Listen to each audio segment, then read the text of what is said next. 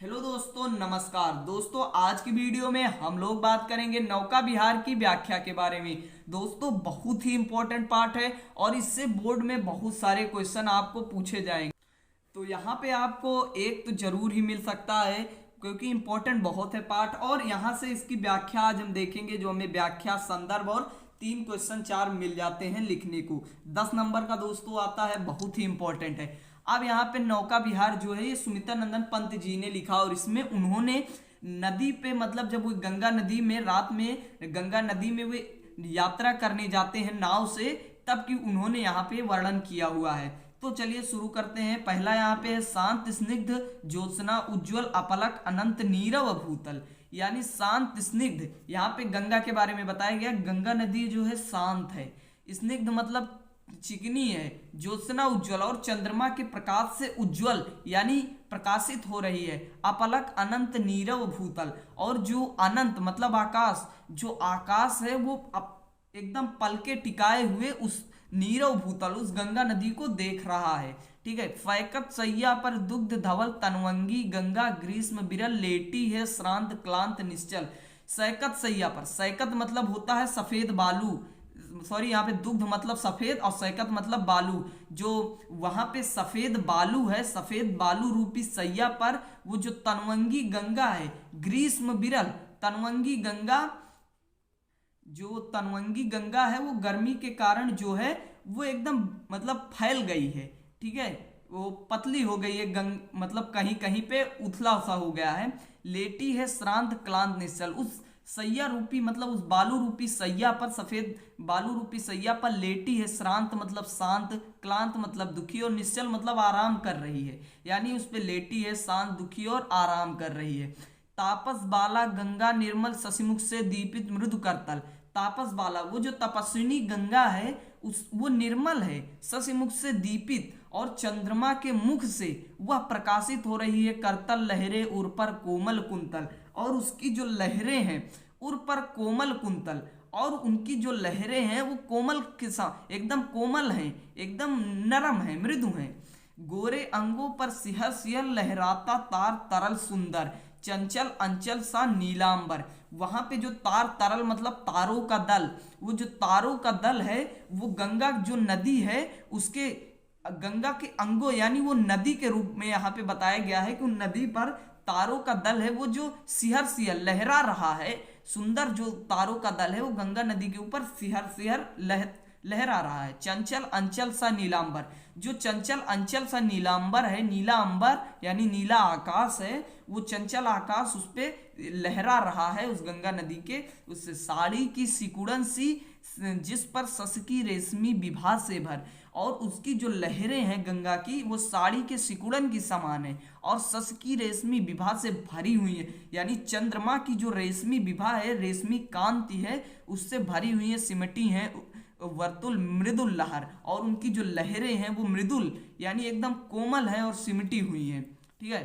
अगला ये बहुत ही इंपॉर्टेंट है, आपको बहुत ही ज्यादा देखने को मिलेगा।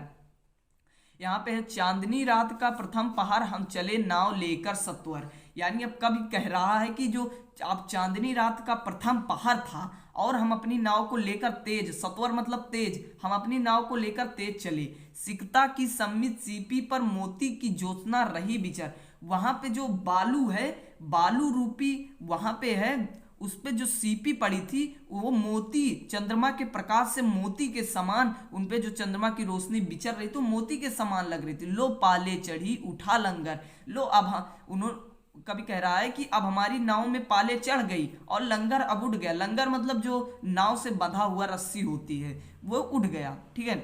मृदु मंद मंद मंथर मंथर लघुतरणी हंसिनी से सुंदर, मृदु मंद मंद वो जो कोमल गंगा है वो मंद मंद धीरे धीरे हमारी नाव मंथर मंथर यानी मस्तानी चाल में, लघु तरणी यहाँ पे तरणी मतलब नाव, हमारी जो छोटी नाव है वो धीरे धीरे मस्तानी चाल में। हंसिनी सी सुंदर तिर रही खोल पलों के पर, हमारी जो नाव है वो हंसिनी के समान सुंदर है और अपने परों को, जैसे हंसिनी तैरती है तो अपने परों को खोल के तैरती है, ठीक उसी प्रकार हमारी नाव भी तैर रही है। ठीक है। अगला क्या है, निश्चल चल के सुसि दर्पण पर बिंबित हो रजत पुलिन निर्भर, निश्चल जल के सुचि दर्पण पर बिंबित हो रजत पुलिन निर्भर। कह रहा है वो जो निश्चल वो साफ जल है शुचि दर्पण पर बिंबित हो रहा है, यानी उसके जो दर्पण है वो जल है वो एक दर्पण के समान है और उस पे बिंबित, और उस पे जो चंद्रमा का प्रकाश है रजत पुलिन, और उस पे जो रजत मतलब किनारा, यहाँ पे शुचि दर्पण मतलब किनारा और रजत मतलब चंद्रमा, यानी वो बिंबित हो रहा है किनारा और वो चंद्रमा वहां पे बिंबित हो रहे हैं, उनका प्रतिबिंब बन रहा है दुहरे ऊंचे लगते क्षण भर। यानी वे जो किनारे हैं वे कभी कभी उस जो चंद्रमा का प्रकाश है उससे कभी कभी दोहरे ऊंचे लगते हैं जब गंगा की लहरें उठती हैं। काला कांकर का राजभवन सोया जल में निश्चिंत प्रमन पलकों पर वैभव स्वप्न सघन। यहाँ पे कह रहा काला कांकर, यानी जो काला कांकर का राजभवन है वो जल में एकदम निश्चिंत सोया हुआ है, प्रमन पलकों पर वैभव स्वप्न, और जैसे वो अपनी पलकों पर एक वैभव स्वप्न, एक सघन स्वप्न के समान वैभव रूपी स्वप्न वो लिए हुए है। फिर अगला है नौका से उठती जल हिलोर हिल उठते नभ के ओर छोर। जब नौका हमारी चली तो उससे जल हिलोरे उठने लगी और हिल पड़ते नभ के ओर छोर, और जो उसमें पानी में वो जो चंद्रमा का मतलब प्रकाश, आकाश का प्रकाश, उसमें आकाश का प्रतिबिंब बन रहा था, जब हमारी नाव चली तो उस जल हिलोर से वो जैसे ऐसा लग रहा था कि नभ के ओर छोर हिल रहे हों। विस्फारित नयनों से निश्चल कुछ खोज रहे चल तारक दल। विस्फारित नयनों से, और इस प्रकार लग रहा था कि जैसे वो विस्फारित मतलब आंखें फाड़ कर, जैसे वो आकाश जो है वो तारों का दल जो है वो जो खुद की ज्योतिष कर नभ का अंतस्थल, जो खुद ही पूरे आकाश को प्रकाशित किए हुए है, वो विस्फारित नयनों से निश्चल, वो जो तारों का दल है वो जो खुद ही पूरे आसमान को प्रकाशित किए हुए है, वो जैसे ऐसा लग रहा था कि जैसे खुद के ही आंखों को फाड़कर वह इस गंगा नदी में कुछ ढूंढ रहा हो। फिर अगला यहाँ पे क्या है, कह रहा है जिनके लघुद्वीपों को अंचल अंचल की ओट किए अविरल फिरती लहरें लुक्षिप पल पल।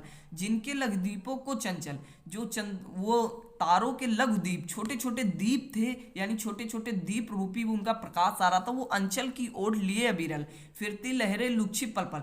वो इस प्रकार लग रहा था जब गंगा में लहर चलती थी, इस प्रकार लग रहा था कि लुक्षिप, वो एक दूसरे से लुका छिपी खेलने, पल में वो छिप जाते थे, पल में वो छिप जाते थे।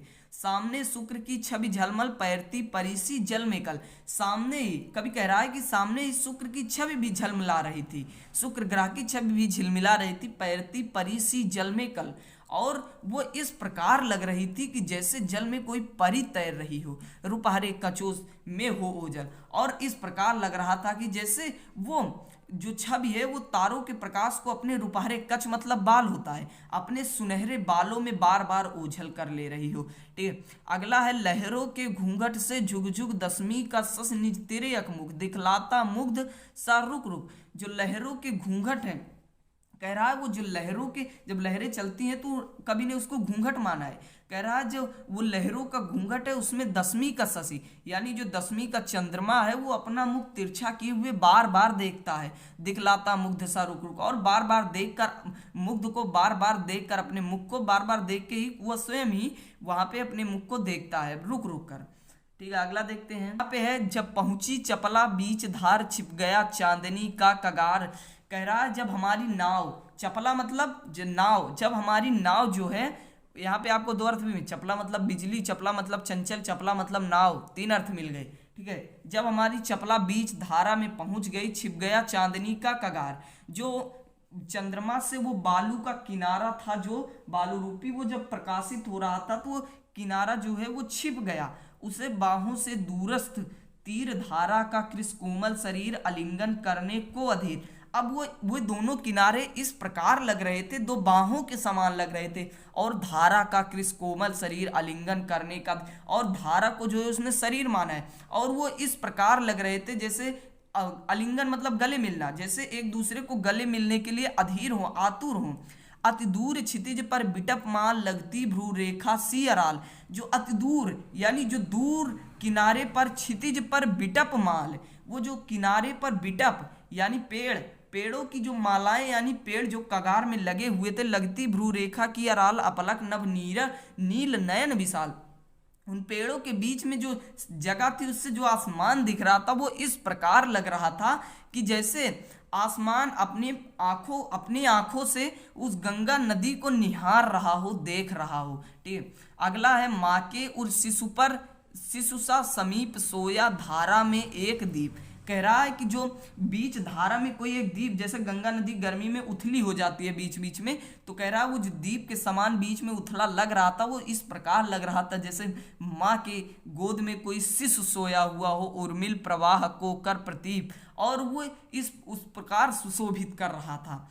वह कौन विहग क्या विकल कोक, उड़ता हरने निज बिरह सूख।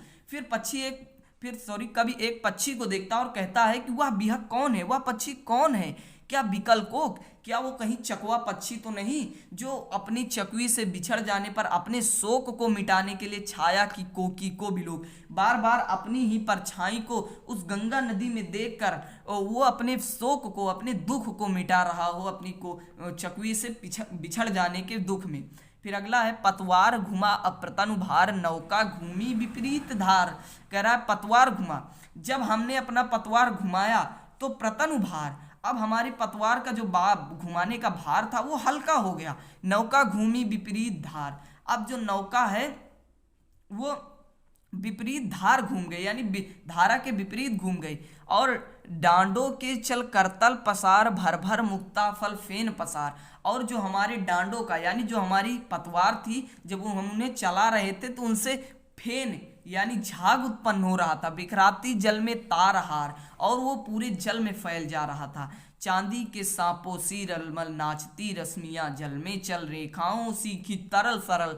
कह रहा चांदी के सांपों सी रलमल, वो जो फेन थे वो चांदी के सांपों के समान लग रहे थे, चांदी के सांपों के समान, और वे रश्मियां जल में चल, और वे पूरे जो जल में फैल रही थी, रेखाओं से खिंच तरल तरल, वे एक सरल रेखाओं के समान खिंची हुई लग रही थी।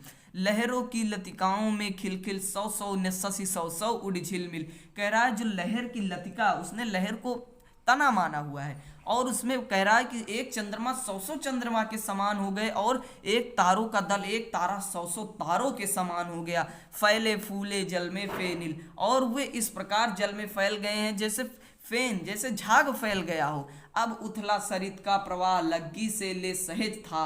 अब हमारी नाव जो है वो उथले सरिता के उथले यानी नदी के उथले भाग में पहुंच गई। लग्गी से ले अब जो नदी को नापने की यानी वो कितनी गहराई हो गई, वो बांस उससे लग्गी उसने माना है, उस लग्गी से उन्होंने उसको मापने लगे कि अब अभी पानी कितना है। हम बढ़े घाट को सहो साव, अब हम घाट की ओर उत्साह से बढ़ने लगे। ज्यों ज्यों लगती है नाव पार, उर्मे आलोकित सत विचार। ज्यों ज्यों हमारी नाव किनारे पर लगती है, उर्मे आलेखित सत विचार। जो उर्मे आलेखित सत विचार मतलब हमारे हृदय में अनेक विचार उत्पन्न होते हैं। इस धारा सा ही जग का क्रम, जो इस जग का क्रम है, जग के संसार के चलने का क्रम है, वो इस धारा के समान है। शाश्वत इस जीवन का उद्गम, इस जीवन का जो उद्गम है वो शाश्वत है। शाश्वत नभ का नीला विकास, और जो नभ का नीला विकास है भी शाश्वत है। शाश्वत शशिका या रजत हास, और जो ये चंद्रमा की मुस्कान है यह भी शाश्वत है। शाश्वत लघु लहरों का विलास, और ये जो लघु लहरों का विलास है यानी इनका जो चलने का तजुर्बा है यह भी मतलब शाश्वत है। हे जगजीवन के कर्णधार, जन्म मरण के आर पार। कह रहे हैं हे जगजीवन के कर्णधार, हे जगजीवन को चलाने वाले प्रभु, जन्म मरण के आर पार, तुम इस जन्म मरण के तो आर पार ही हो। शाश्वत जीवन नौका विहार, और ये जीवन का नौका विहार है, ये शाश्वत है। मैं भूल गया था अस्तित्व ज्ञान, मैं इस जो अस्तित्व का ज्ञान है मैं भूल गया था। जीवन का यह शाश्वत प्रणाम, यही मेरे जीवन का शाश्वत प्रणाम है। करता मुझको अमरत्व दान, और ये मुझको अमरत्व दान प्रदान करता है। दोस्तों मैंने यहाँ पे आपको बताने की कोशिश किया, अब आपको यहाँ पे समझ में आ गया, जैसा आप यहाँ पे देख सकते हैं। तो यहाँ पे मैंने आपको पूरा यहाँ पे बताया, पूरा समझ में आया योगा। दोस्तों वीडियो कैसा लगा कमेंट बॉक्स में जरूर बताना, और वीडियो पसंद आए तो वीडियो को लाइक कर देना, चैनल को भी सब्सक्राइब कर देना। मिलते हैं ऐसी ही इंटरेस्टिंग नई वीडियो में, तब तक के लिए बाय बाय, टेक केयर।